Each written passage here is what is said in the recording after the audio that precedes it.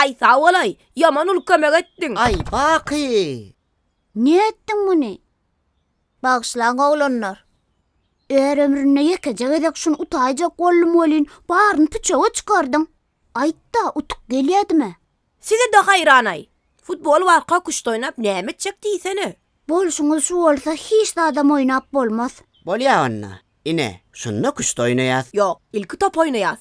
Top divalaydın senim. Hingili uçyas. İngavs şol. Yok, şekilli de oynayas. Kim meni yense, hüngüllikte ödüm uçurar.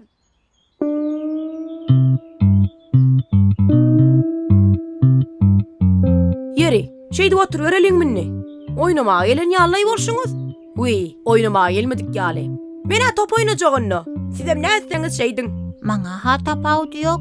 Sana topa yok kurdu getir. Topunu özüm oynarın.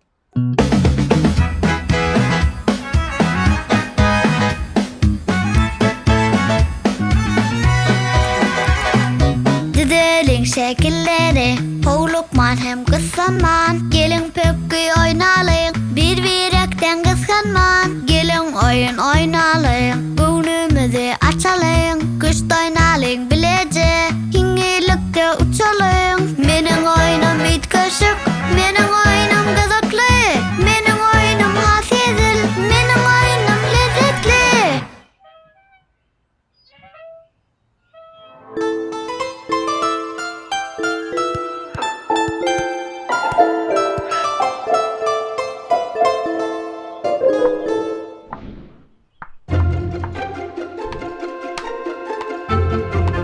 Näme?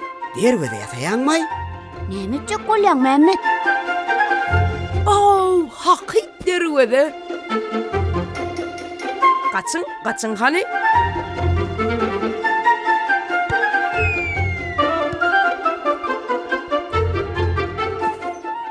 Baki, duraver doğun, gepme verin.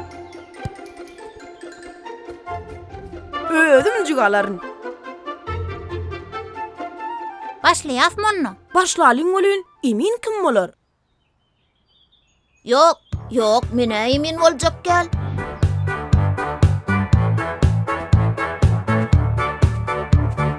Yeka çapma atını, koşul tevarak taşa.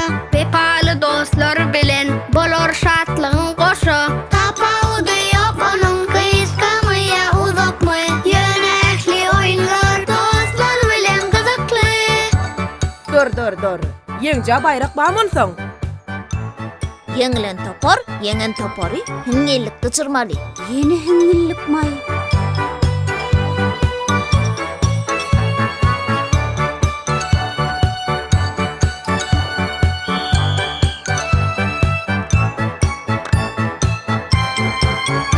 Hingillik kaçırın neydi mi? Toporda şun anlam olsa, uçarsınam. Vah, menin iç mülkenim sen yerine. Baki!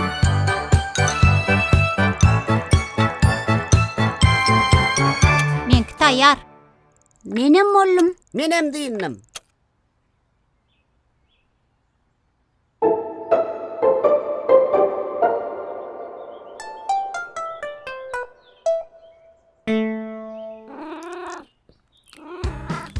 Demek yengci men olyanna.